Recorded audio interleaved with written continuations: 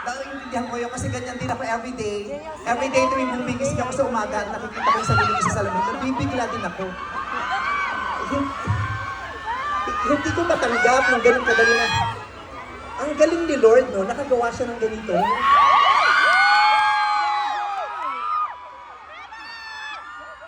Walang tao makakagawa nito. Si Lord lang ang makakagawa ng ganito. Perfect na ina. Diba? Tanging makapangyarihan lamang ang makakagawa ng may dalawang paa, may balakang, walang suso, tas ang mukha, kabayo, pinagsama-sama. Diba? Ang daming tao, although in-expect ko naman maraming pupunta sa akin dito kasi mahal na mahal ako ng Tarlac.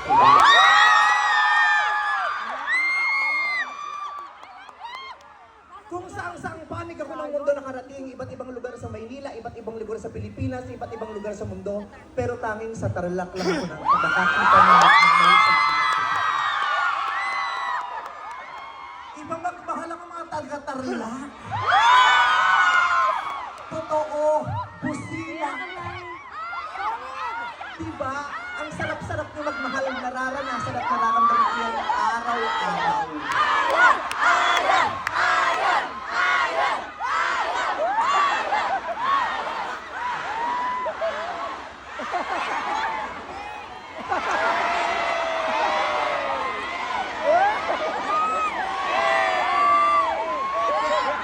Di ba ginawa niya akong uto-uto?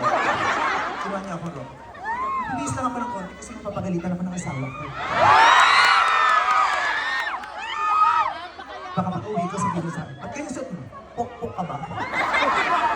Hindi. Isa akong hostess. Ganyan. Okay.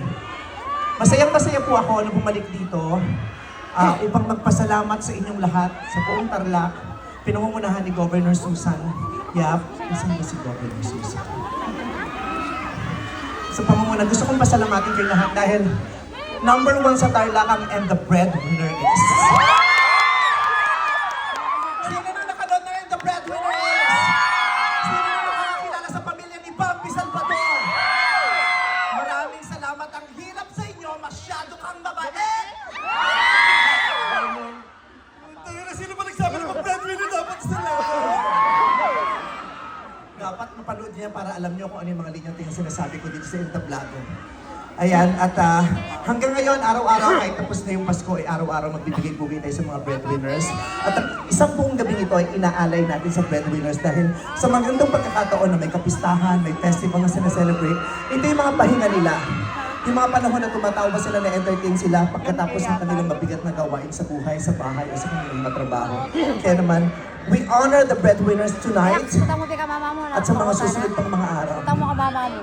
Ano bang nangyayari dyan? May na-disgrasya na ba dyan? Nagugulo na. Hindi ko malaman kung sinisigawan niyo ako dahil nagagandahan ko sa akin. No? Sinisigawan niyo ako kasi lumabas na yung itlog ko. Meron ba? Wala? Chun! Babe! Mamaya. Go to your room. Ayan. So, alam ko po, halos lahat sa inyo may cellphone at pinipicturean ako, pero pakiusap lang, yung picture bandang taas, huwag naman po dito. Yung iba kasi ito yung pinipicturean, tapos pag uwi ng bahay, izo-zoom. Tapos sasabihin, putang laki pala talaga ng itlog ng kabayo. No? Huwag naman, sa mukha po, sa mukha ang focus ng mga camera, okay? Ayan. Pahag, Vice, please. Hindi ako makakapunta dyan dahil may TV at may harang. I'm sending you all my love. I love you very much. Vice and Kyle, pick daw tayo, sabi ni Gog. Walang sinabi sa akin si Gog. Huwag kang etusera, ginagamit pa si Gog. Mamaya pag tinawag ko si Kyle, sige, magpapapicture tayo. Sa isang kondisyon, kailangan mapauwi mo lahat ng tao dito at ikaw lang matitira. Kasi nakakahiya naman kung ikaw lang pagbibigyan namin, tapos lahat silang nganga. Kaya kailangan mapauwi mo silang lahat pag ikaw na lang magpapapicture ko. Bakit mo ba ako gusto, pwede mo papadaan niyo ba siya, si ate? Can you cross the bridge for you to get here? Kaya mo ba yan? But please be careful. Ayaw naman natin may madisgrasya. Ayaw natin may madisgrasya, lalo na kung babae, hindi ko pangangatawanan yan. Diyos ko, bumukha ka siya. Dumapo yung pepe mo dun sa bata. Ang lamig na ng pisngi niyan, ate.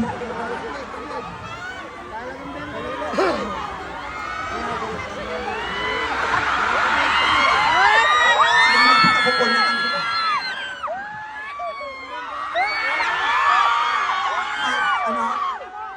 Sabi mo dun sa kartulina, ano lang, hug lang. Ngayon may picture na. Wala kang sinabang picture. Sa nalalagay, hug lang. Dito tayo, dito tayo. Dito tayo. Dito tayo. Mayos ka.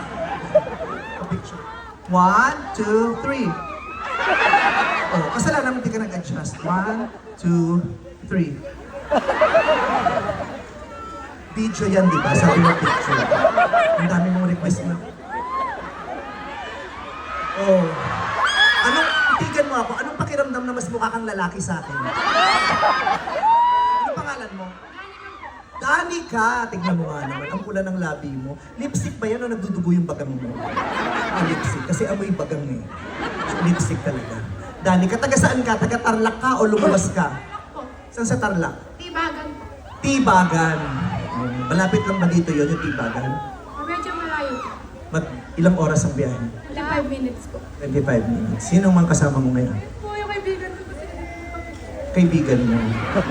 Gusto niya rin magpa-picture. Tapos pag pinagbigyan ko siya, tapos sasabihin ko sa kanya, sino kasama mo? Ayun po yung mga kapitbahay kung gusto rin nila magpa-picture.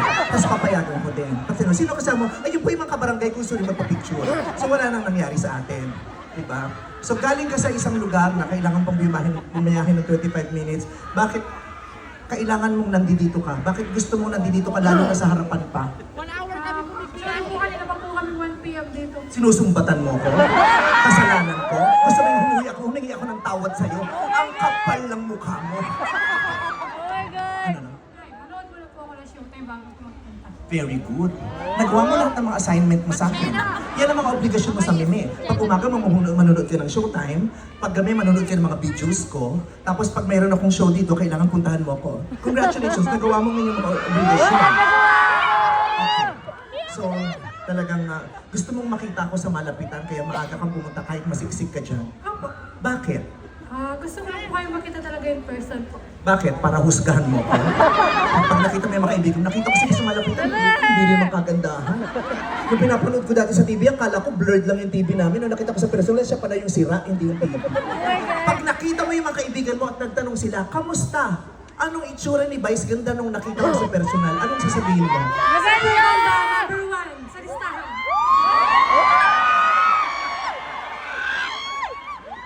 Ayoko naman na napipilitan ka. Ha? Gusto ko yung maluwag sa kalooban mo. Puso-puso yan. Ha? Puso-puso. Maganda si Nene.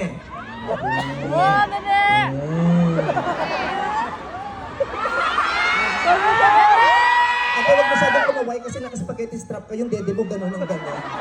Kawawa naman yung alay sa harapan mo, kanina pa nababatukan. Puro bukol na yan gawa ng utong mo. Kawawa naman. Okay. May boyfriend ka? Wala. Bakit? Choice ko. Choice mo? Choice din naman nila, hindi ka talaga ligawin. Kung maka-choice ka, kala mo ang dami ng ligaw sa'yo na dinuwag mo at tinuwag mo. Kapal ng mukha mo. Bakit choice mo? Bakit ayaw mo magka-boyfriend for now? Hindi ko po alam. Basta wala pa po sa isip. Wala sa isip mo. Nagka-boyfriend ka na dati? Kahit isang beses. Ilang taong ka na ba? 23. 23. May nanligaw na sa'yo. O, di ba? Hindi ka talaga ligawin. Hindi mo choice. Walang nagkakagusto sa'yo. Makain. Charot lang. Tama yan. Kailangan mong iset ang mga priorities mo, lalo pat bata ka pa, nag-aaral ka ba? Hindi na po. Anong pinagkakaabalahan mo sa buhay? Binabantayan ko po yung pamangkin. Ilang taon na ba siya? 5 po. 5. Ikaw nagbabantay lagi. Oh. O, anong ginagawa mo ngayon?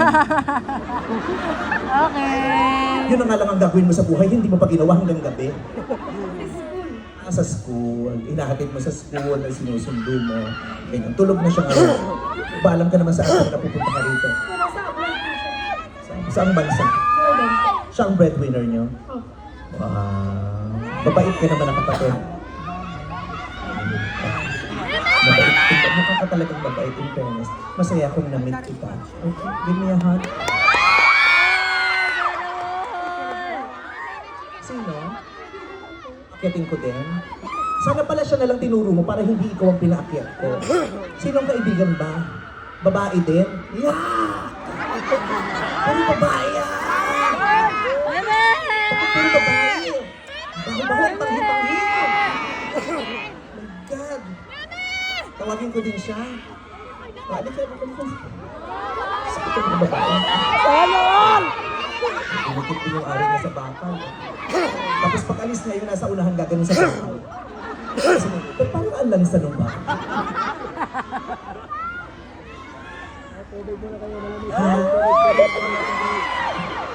Dalawa na nga na yung utong ko, nginat-nat ko pa yung isa. Pangalan mo? Michelle po. Michelle. Ba't tinatakpan mo yung mukha mo ng sombrero mo? Hindi ka kasi maganda.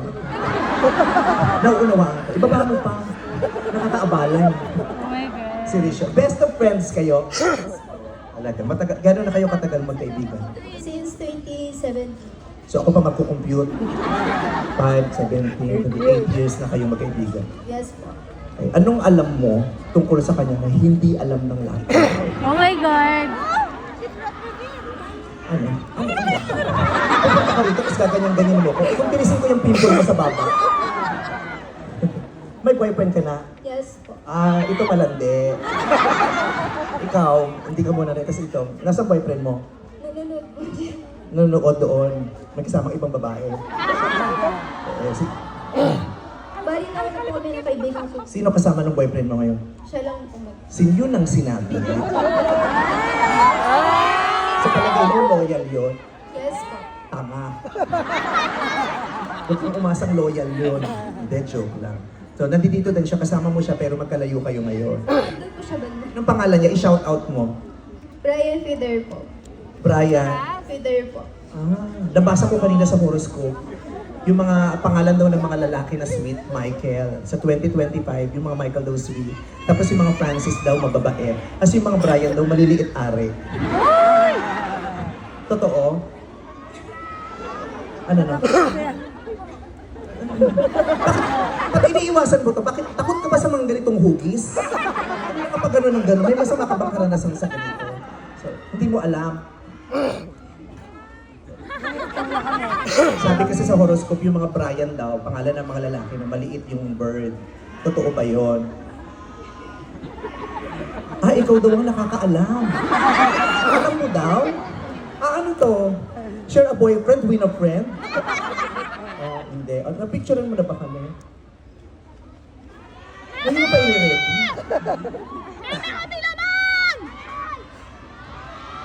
Thank you. So, tama na, bumaba na kayo.